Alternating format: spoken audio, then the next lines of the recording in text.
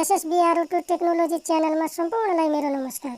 आज हामी जुम एप्सलाई कसरी डाउनलोड गर्ने र जुम एप्समा कसरी लगइन गर्ने भन्ने कुरा सिक्ने छौं। सर्वप्रथम हामी चाहिँ मोबाइलको प्ले स्टोरमा गएर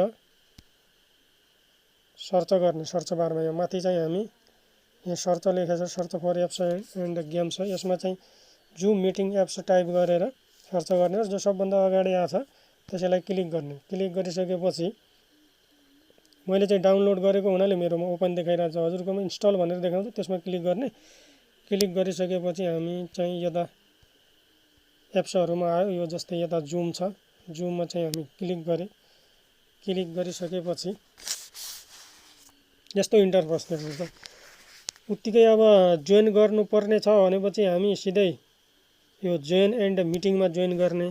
कसैले आइडी दिया छ भनेपछि हामी यता मिटिङ आइडी भनेछ, मिटिङ आइडीमा मिटिङ आइडी हान्ने। त्यसपछि चाहिँ हानिसकेपछि जस्तै पछि यसलाई क्लिक गरेर जोइन गरिसकेपछि चाहिँ यसमा चाहिँ पछि पासवर्ड माग्छ, तर म यो चाहिँ सजिलो भयो। अब हामी यसमा साइन अप गरेर साइन अप गर्ने हैन, यसरी यसमा डे एन्ड मन्थ यसरी गर्दा नि हुन्छ।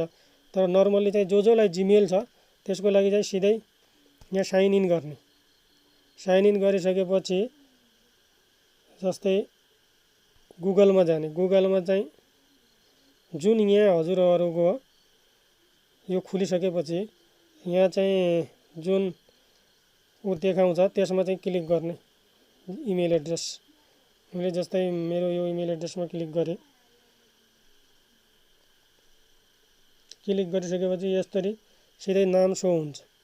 नाम सो भएपछि मेरो अलरेडी नै उ छ, म साइन इन गर्छु यसलाई।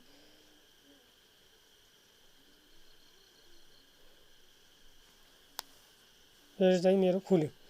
खुलिसकेपछि हामी जस्तै जोइन हुनु छ कसैसँग भनेपछि यो जोइनमा क्लिक गर्ने। क्लिक गरेपछि उले जस्तै सरहरुले अथवा जो प्रोभाइडर हो हैन त्यसले चाहिँ मिटिङ आइडी र पासवर्ड दिएको हुन्छ, उपलब्ध गरा हुन्छ हामीहरुलाई।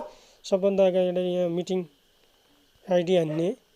हानिसकेपछि चाहिँ जस्तै मानौ ल यो मिटिङ आइडी भयो, यता जोइन गर्ने। यो चाहिँ मेरो मिटिङ आइडी हो है।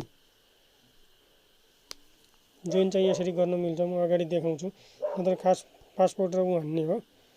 त्यसपछि जस्तै स्क्रिन शेयर गर्नु पर्यो भने चाहिँ यहाँ स्क्रिन शेयर चाहिँ यहाँ आइडी हान्ने, स्क्रिन शेयर हुन्छ। अनि शेड्युल बनाउन मिल्छ यहाँबाट। जस्तै हजुरहरुको जस्तै मिटिङ एडिट यहाँ सेन्ड कन्ट्याक्टहरु को छन् को छैन इनेबल गर्न मिल्यो यहाँबाट। फोन नम्बर राखेर हैन त्यो गर्न मिल्छ। जस्तै यो कन्ट्याक्ट जस्तै कसैको सेभ गर्नु भएको छ भनेपछि यहाँ कन्ट्याक्ट एन्ड उ गर्ने, क्लिक गर्ने। यहाँ चाहिँ आफ्नो नम्बर राख्ने, नम्बर राखेर नेक्स्ट गऱ्यो भने चाहिँ सबै आफ्नो कन्ट्याक्टमा भएको जस्तै यहाँ तपाईले आफ्नो यो प्रोफाइल देख्न सक्नुहुन्छ। यहाँ सेटिङमा गएर यहाँ चाहिँ मिटिङमा तपाईको अडियो कनेक्ट अफ गरेको छ, यहाँ सबै चीजहरु देखाएको छ। यो अब सेटिङको कुराहरु भयो हैन। त्यस्तै गरेर कन्ट्याक्टहरु को छ छैन त्यो भयो। च्याटहरु कसैसँग च्याट गर्नु भएको छ छैन त्यस्तो देखाउने भयो। अनि जर्नली तपाईको यो सबै सेटिङहरु यहाँ आउँछ। अनि तपाईको भन्नाले यसैमा चाहिँ बेसिक यसैको इन्फर्मेसन तपाईहरु जस्तै यो कुन आइडीबाट कसरी खुले हो आफ्नो आइडी थाहा पाउनलाई चाहिँ हामीले चाहिँ यहाँ जुन ठाउँमा मेरो नाम लेखेर आछ त्यहाँ बेसिक भनेर लेखेको छ, त्यो बेसिकमा क्लिक गर्यो भने सबै चीज डिटेलिङ यसरी आउँछ। यो चाहिँ यो पर्सनल मिटिङ आइडी PMI भनेको यो चाहिँ हजुरहरुको आइडी हो। पासपोर्ट पनि दिन्छ यसले पर्सनल आइडी को। पासपोर्ट चाहिँ आफैले सेट गर्दा नि हुन्छ। जस्तै यहाँबाट हामी यता गइसकेपछि यो च्याट सेक्सनमा आयो। जस्तै न्यू मिटिङ गर्नु पर्यो भनेपछि तपाईको यो मिटिङको यसरी चाहिँ खोलेर कुराकानी गर्न मिल्छ। जस्तै च्याटहरु गर्न कन्ट्याक्टमा जोइन गरिसकेपछि तपाईको यहाँ मिटिङ यो एड कन्ट्याक्टहरु एड गर्न मिल्छ बाइ मेलबाट बायोबाट। जस्तै यहाँबाट क्रिएट गर्न नि मिल्यो मिटिङ हैन। यहाँ सर्च गर्न मिल्यो कसै आफू साथी छ भनेपछि यसरी चाहिँ डाउनलोड र उ गर्ने हो। यो चाहिँ सजिलो छ एकदमै, त्यस्तो अप्ठ्यारो केही पनि छैन। यो भिडियो हेरिदिनु भएकोमा धेरै धेरै धन्यवाद